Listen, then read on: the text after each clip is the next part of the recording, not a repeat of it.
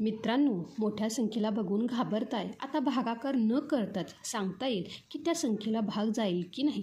तर विद्यार्थी मित्रांनो, आज आपण पाहणार आहोत विभाज्यतेच्या कसोट्या. तर विद्यार्थी मित्रांनो, चला शिकूया गणिताची ही जादुई ट्रिक. तर विद्यार्थी मित्रांनो, ज्या काही विभाज्यतेच्या कसोट्या ह्यामध्ये पहिली जी कसोटी येते ती येते 2ची कसोटी. काय सांगितलं बघा, 2ची कसोटी. तर विद्यार्थी मित्रांनो बघा, ज्या संख्येच्या एकक स्थानी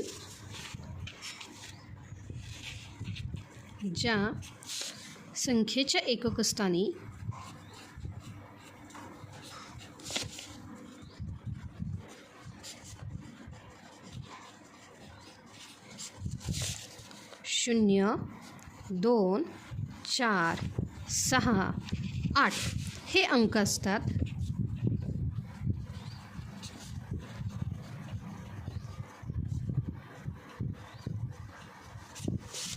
त्या संख्येला 2ने पूर्ण भाग जातो. लक्षात आलं का? कोणतीही संख्या घ्या, पण त्याच्या एकक स्थानी आपल्याला काय हवं आहे? 0, 2, 4, 6 किंवा 8 त्यापैकी एक अंक हवा आहे. बघा, उदाहरणार्थ मी काय म्हणलं की 548. मी काय म्हणलं? उदाहरणार्थ 548. तर विद्यार्थी मित्रांनो, एकक स्थानी काय आला? 8. म्हणून 548ला 2ने भाग जातो, निशेष भाग जातो. म्हणजे काय? बाकी 0 उरते. लक्षात आलं का? त्यानंतर मी दुसरं उदाहरण घेतलं, 1020. आता बघा, एकक स्थानी आला 0. म्हणून 1020ला काय होतो रे? 2ने निशेष भाग जातो. आता त्यानंतर जी काही दुसरी कसोटी आहे ती आहे 5ची कसोटी. काय आहे बघा? 5ची कसोटी. तर विद्यार्थी मित्रांनो बघा, ज्या संख्येच्या एकक स्थानी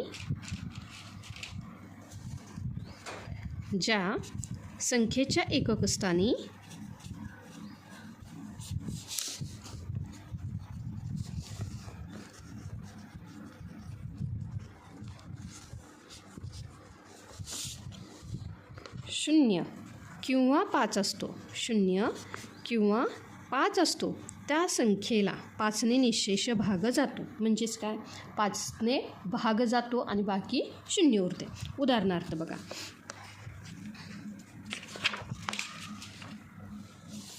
755. काय घेतलं मी? 755. बघा, एकक स्थानी काय आहे?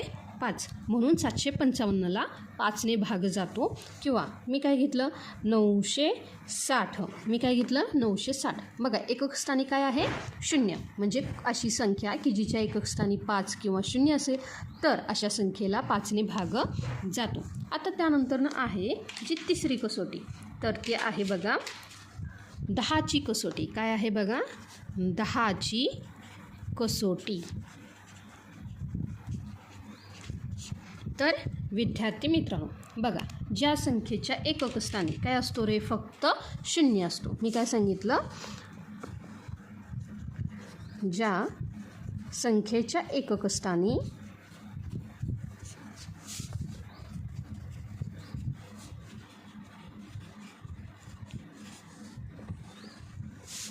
फक्त 0 असतो, अशा संख्येला 10ने निशेष भाग जातो. उदाहरणार्थ काय करायचे आपल्याला? एकक स्थानी काय करायचे बघा? उदाहरणार्थ मी काय घेतलं? 500. तर विद्यार्थी मित्रांनो, एकक स्थानी काय आहे? 0. म्हणून 500ला 10ने निशेष भाग जातो. किंवा मी काय घेतलो? 80. एकक स्थानी आहे 0. तर विद्यार्थी मित्रांनो बघा, ह्या कसोट्या 2 असू दे, 5 किंवा 10 असू दे, तर ह्याचा जो काही एकक स्थान आहे हे सगळ्यात महत्त्वाचं आहे. लक्षात आलं का? त्यानंतर आता जी काही पुढील कसोट्या आपण पाहणार आहोत, तर ह्या पुढील कसोटीमध्ये अंकांची आपल्याला बेरीज करायची आणि आपल्याला उत्तर मिळवायचे. तिथे मोठा भागाकार करण्याची गरज लागत नाही. लक्षात आलं का? आता जी काही पुढची कसोटी आहे तर ती कसोटी आहे बघा 3ची कसोटी. काय आहे बघा? जी चौथी कसोटी आहे ती आहे 3ची कसोटी. तर विद्यार्थी मित्रांनो बघा, संख्येतील सर्व अंकांच्या बेरजेला जर 3ने भाग जात असेल तर त्या पूर्ण संख्येला 3ने भाग जातो. मी काय सांगितलं बघा, संख्येच्या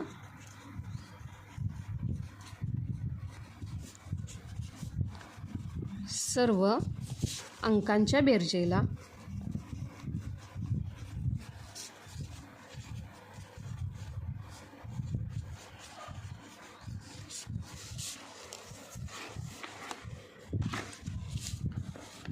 जर 3 ने भाग जात असेल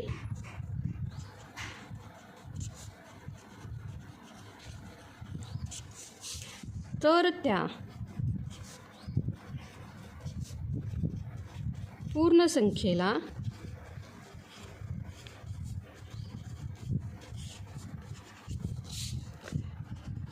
तीनने भाग जातो. बघा विद्यार्थी मित्रांनो, आता मी उदाहरण घेतलं. काय घेतलं बघा उदाहरण म्हणून काय घेतलं बघा 729. काय घेतलं 729. आता ह्या तिघांची आपण काय करूया बेरीज. म्हणजेच मी काय सांगितले सर्व अंकांची बेरीज म्हणजे काय येणार आहे 7 + 2 + 9. लक्षात आलं का? तर बघा विद्यार्थी मित्रांनो 7 + 2 9, 9 + 9 18. काय आली बेरीज 18. बघा 18ला काय होतो रे 3ने भाग जातो. काय सांगितलं मी 18 ह्या संख्येला काय होतो रे 3ने भाग जातो. म्हणून 729लाही 3ने भाग जातो. लक्षात आलं का विद्यार्थी मित्रांनो? ही आहे 3ची कसोटी. आपल्याला काय करायची अंकांची बेरीज, सर्व अंकांची बेरीज आणि त्या बेरजेला आलेल्या उत्तराला 3ने भाग जात असेल तर जी काही पूर्ण संख्या आहे तिला 3ने भाग जातो. त्यानंतर जी काही 5वी कसोटी आहे ती आहे 9ची कसोटी. काय आहे बघा 9ची कसोटी. तर विद्यार्थी मित्रांनो जी काही 9ची कसोटी आहे ही 3 सारखीच आहे. म्हणजे अंकाच्या बेरजेला 9ने भाग गेला पाहिजेत. लक्षात आलं का? ही काय आहे 3ची कसोटी सारखीच. लक्षात आलं का? इथं ही 3चीच कसोटी. म्हणजेच काय बघा उदाहरणार्थ मी काय घेतलं बघा 810. मी काय घेतलं 810.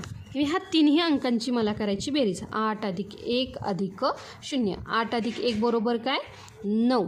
तर विद्यार्थी मित्रांनो बघा 9ला काय होतो रे 3ने भाग जातो. म्हणून 810 ह्या संख्येला 9ने भाग जातो. लक्षात आलं का?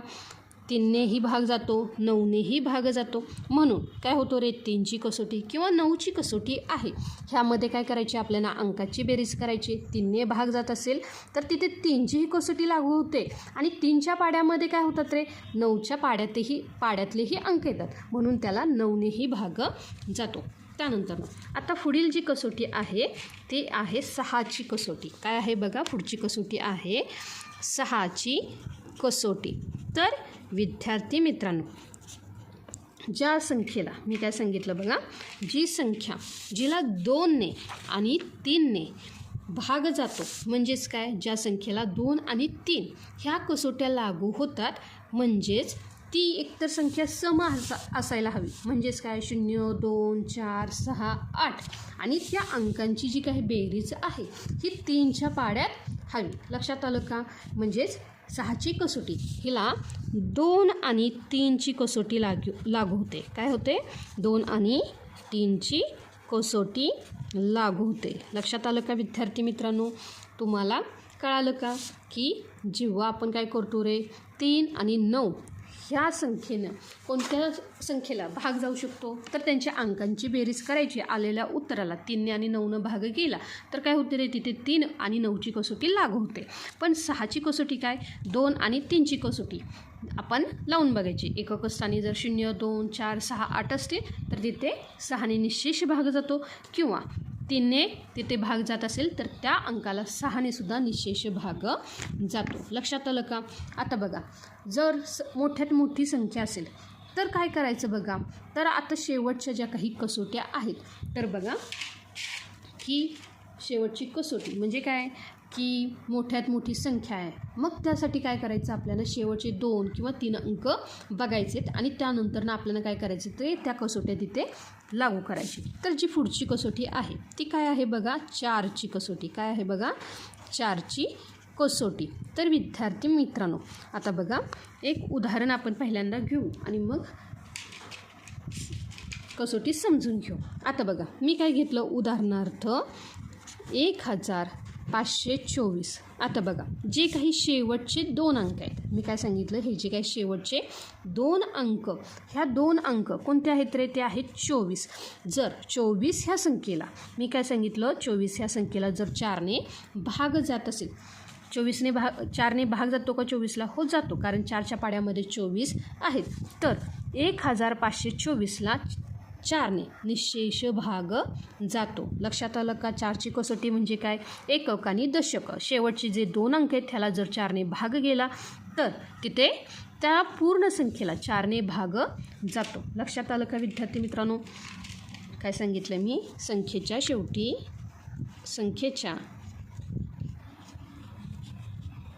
शेवटच्या 2 अंकांनी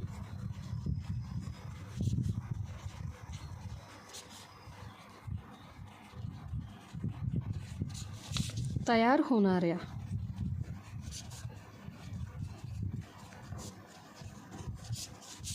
संख्येला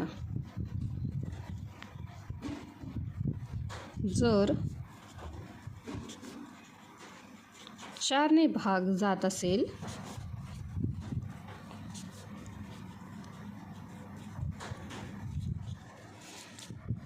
तर त्या पूर्ण संख्येला काय होतो रे? 4ने निःशेष भाग जातो.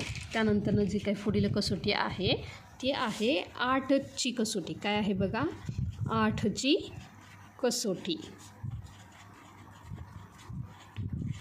तर विद्यार्थी मित्रांनो बघा, आता उदाहरण घेऊया. उदाहरण काय आहे बघा?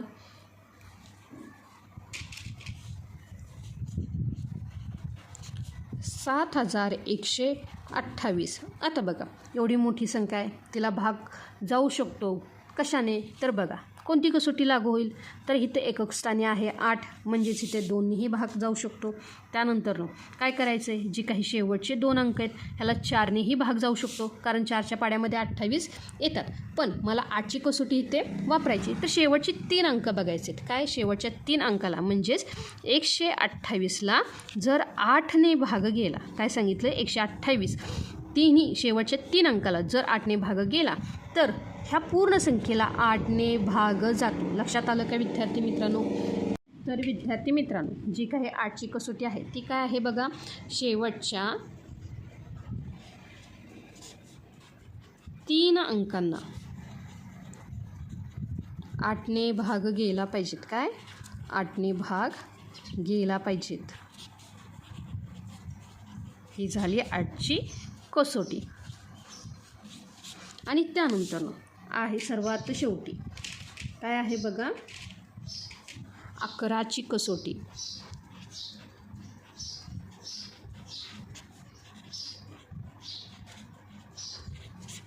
तर विद्यार्थी मित्रांनो, पहिल्यांदा उदाहरण समजून घेऊया. बघा, उदाहरण काय आहे बघा? 1331 ही संख्या आहे. तर आपल्याला काय करायचं आहे बघा? जे काही समस्थान म्हणजेच काय? हे आहे दुसरं आणि हे आहे चौथं. लक्षात आलं का? त्यासोबतच जे काही विषमस्थान म्हणजे हे पहिलं आणि हे तिसरं. आता ह्या दोघांची आपल्याला काय करायचे असते? जे काही अंक आहेत त्यांची करायची असते बेरीज. काय करायची असते? बेरीज. म्हणजेच बघा, मी इथे बेरीज केली. काय येणार आहे बघा? जे काही समस्थान आहेत 3 आणि 1, 3 अधिक 1 ह्यांची बेरीज किती आली रे? 4. आणि जे विषमस्थानचे जे अंक आहेत काय आहेत बघा? 1 अधिक 3 ह्यांची बेरीज किती आली रे? 4. आता बघा, ह्या अंकांमधील जी बेरीज आहे ह्यामधील फरक म्हणजे जर मी वजाबाकी घेतली, 4 वजा 4 काय आला? 0, किंवा तो 11च्या पटीत असावा, तेव्हा काय होतो रे? ह्या संख्येला 11ने निःशेष भाग जातो. लक्षात आलं का? काय करायचे तुम्हाला? समस्थानचे जे काही अंक आणि विषमस्थानचे अंक यांची करायची बेरीज आणि आलेल्या उत्तरांमध्ये आपल्याला काय करायचं आहे? फरक काढायचा आहे, म्हणजे वजाबाकी करायची. आणि त्याचे जे काही उत्तर येतं हे 0 यायला पाहिजेत किंवा ते 11च्या पटीत यायला हवे. लक्षात आलं का? तर विद्यार्थी मित्रांनो, 11ची कसोटी आपल्याला काय सांगते? विषमस्थानच्या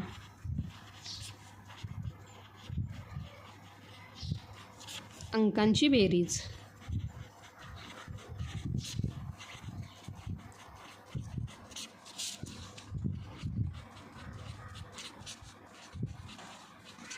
आणि समस्थानच्या अंकांची बेरीज.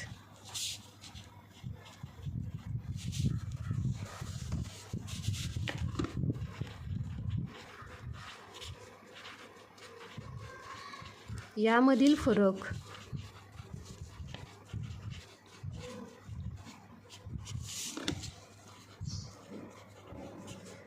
शून्य किंवा 11च्या